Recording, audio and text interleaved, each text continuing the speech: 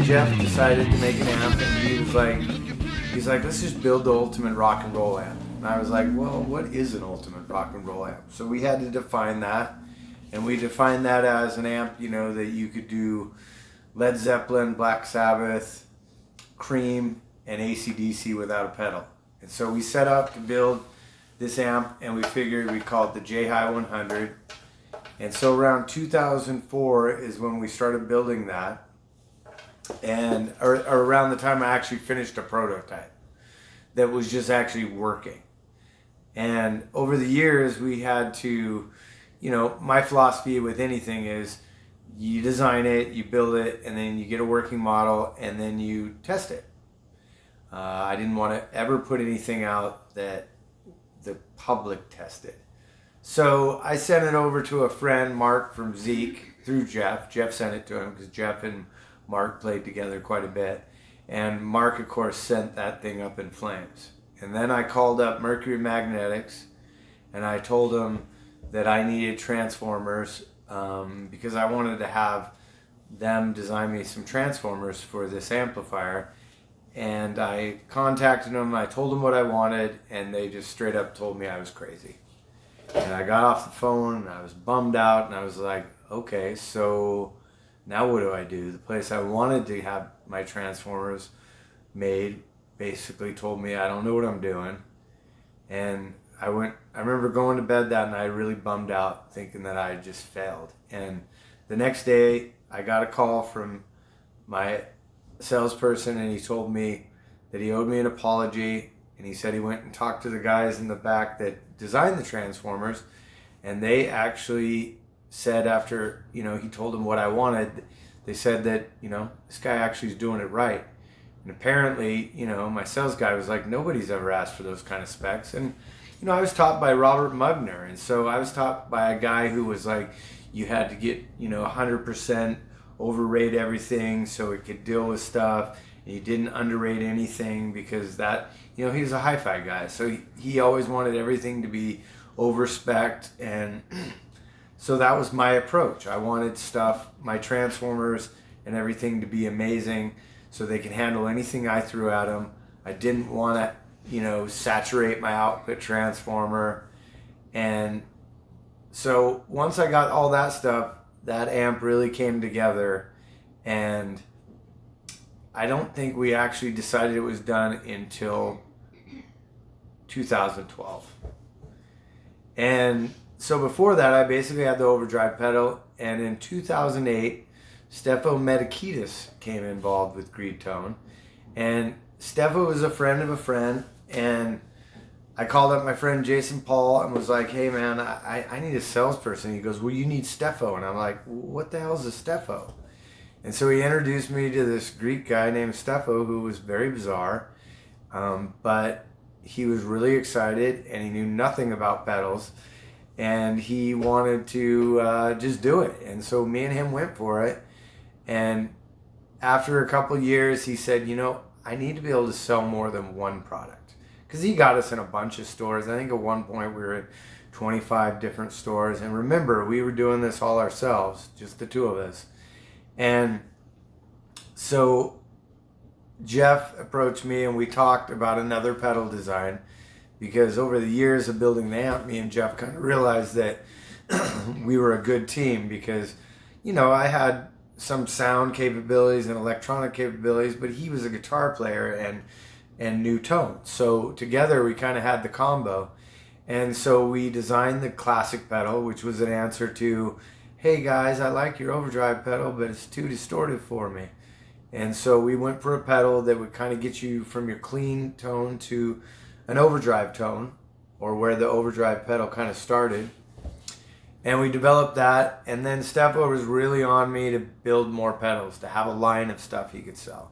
So I worked on a fuzz, I worked on a booster, I worked on a tube booster, I worked on a tube fuzz, I worked on a tremolo, and then eventually I met Alan Johannes through Stefo, because they were, friends since they were, I guess late teens or something. And Alan Johannes was just super nice guy. He was like the rock star of the rock stars. He'd play on everyone's record, produce their record, and I approached him about doing a treble booster type pedal, and he was known for being the treble booster guy. And he had a germanium treble booster, and I remember I built kind of a first stab at the concept. I'm the type that when I build something, I'll go out there and see what's available. I'll either obtain them or build them. I usually try to build them, just so I have something to compare to, not so I can clone it, because I've never been interested in cloning stuff. I'm like, there's enough people doing that. They can go clone it. I want to see what's going on and then come up with a design of my own that, does something that they don't do. Because I don't see the point of doing what everyone else is doing if I can help it. So I designed a treble circuit, and we went back and forth a couple times. And I remember the first time I sent it to Alan, he was in Seattle recording with the 10 Commandos, and he called me up and he goes, "Greg, I just threw my germanium treble booster in the box. Never use it again." And I was so happy. And I remember we did a couple more versions of it till we got it to where we liked it. And that was the first signature model pedal I ever did. And then, over the years, then I worked a lot on amps. I built an amp, and Alan Johannes ended up getting one. And one day he gave me a call. He's like, "Hey man, Josh Homme's going to be giving you a call. I hope it's okay. I gave you his number." And I'm like, "Sure." He's like, "Yeah, he came over to my house. I told him he needed to check out the amp. It was 1 a.m. He played it for 20 minutes. The cops showed up, and he just told me that he was taking it, and he just took my head and left. So he's going to be calling you." So I got a call a couple days later, and it was Josh, and he called me up, and he was super nervous on the phone, which I found was kind of funny. And I kind of let him hoe and haw for a minute while he was introducing himself, and I finally was just like, "Yeah, I know. Alan told me you were going to call." And so he said, "Yeah, I kind of have a possible request." And I just remember telling him, "I'll tell you what's possible." And he goes, "Well, I need 2 amps and 2 cabs in 2 weeks." And I said, "Okay, you put half the money in my bank account tomorrow, and I will give you your 2 cabs in 2 weeks." And he's like, "That's not even possible." I'm like, "You just wait and see." And I remember me and Todd Baker and David Cinnamon worked our asses off, like for 2 weeks straight, long hour days, like just without all 3 of us working the way we did, we would have never pulled it off. And I remember I spent a lot of time on the cabs.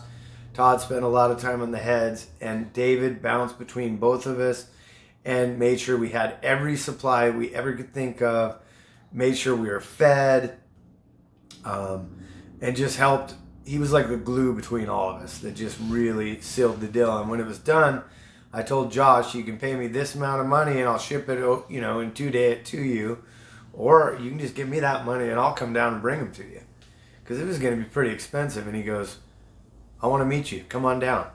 And so David had a vehicle, and we said, "Let's do it." So the 3 of us jumped in the vehicle, and we drove down to Burbank, and we delivered the amps to him. And I remember he was really happy.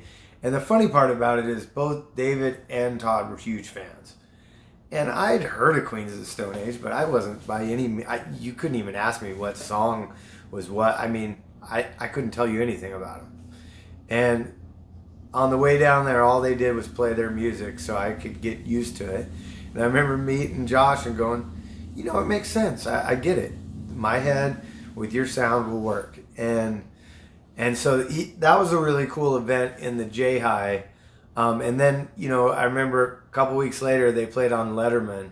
And I remember just seeing those amps on that stage at Letterman and hearing them, and it was awesome. And then after that, we took kind of a hiatus. And then a couple years ago, I got approached by some new guys that want to get Greedtone going again. And so we've been working on trying to figure that out. We got a new logo, and that's kind of bringing you up to speed of where we are. And of course, then the pandemic hit, and so here we are, just on hold as far as Greedtone. But I didn't close the R&D department, and I'm working on tons of new products. Excited for that to happen and to come out the other end of this with a lot of new products. One thing also is with that guitar cab that went with the J-High 100, I sold one to a friend of mine, Rick Guerra, and he was like, well, I want a cabinet. And I was like thinking about building cabs, and I was like, well, what do you want? And he goes, I just want a 212. I don't want to carry around something heavy. And I remember thinking, 212, okay, how do I approach this? And one of the things I decided was I was so sick of every musician coming in the clubs I worked at and like pointing their cabs straight at my face and then telling me that they couldn't hear themselves and that they weren't loud enough. And I'm sitting there getting my face ripped off it, out at the mixing board. And so I remember I took a piece of cardboard and built out something that was about the size of an AC-30. And then I sat there with cardboard and pointed it on a slant. And I stood in front of it and kept walking around until I found this perfect angle, I thought. And it just happened to be 20 degrees. And I remember getting the first one built, played it, and I loved it. And it has a lot of airspace in it. It's filled with, 5 pounds of polyester fiber fill, kind of like a hi-fi speaker where there's no rumbling, there's no resonation. That stuff, if you're 5 feet away or 20 feet away, it'll hit you right in the face. So that, and I named that cab the RG212 after, Rick Guerra. And the J-High 100 is Jeff Hyatt 100 watt. I named both of those products after the people that essentially brought them to the, Bionic Ear Custom Shop. So that's kind of the relationship between the Bionic Ear and Greedtone, kind of revisited again on how that relationship. And just so you know, in this pandemic, there's not a pedal I design that Jeff Hyatt doesn't spend a lot of time with.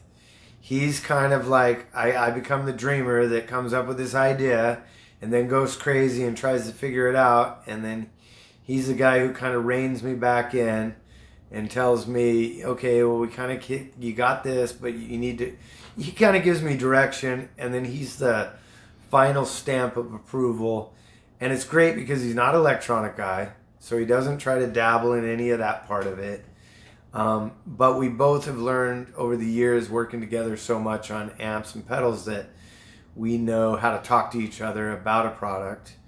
And he does a lot of research and really knows the industry and, pedal tones. I mean, you could sit there and talk to him about some crazy Led Zeppelin sound or whatever and be like, oh, yeah, Jimmy Page, he had his volume at halfway and his tone here. And he studies and he knows what he's talking about. So between that and me being an audio engineer, an electronic engineer, it's a good combo, and it always seems to pan out with pedals. And it's not saying everything I make is a home run.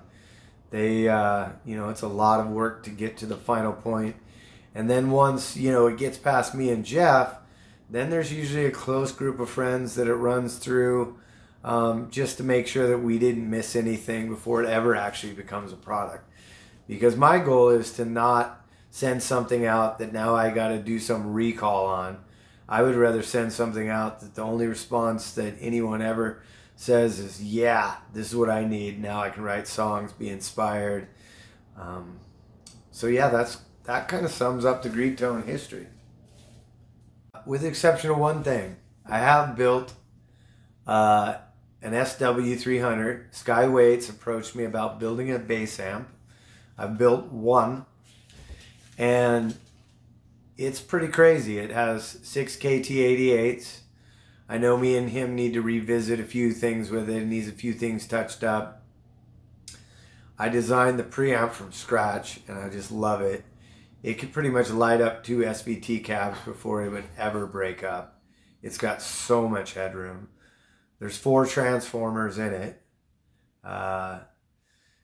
It's got a choke, which most bass amps don't. It's got a filament transformer just for the heaters. It's got an output transformer, power transformer. I think it weighs over 100 pounds. That head is pretty crazy.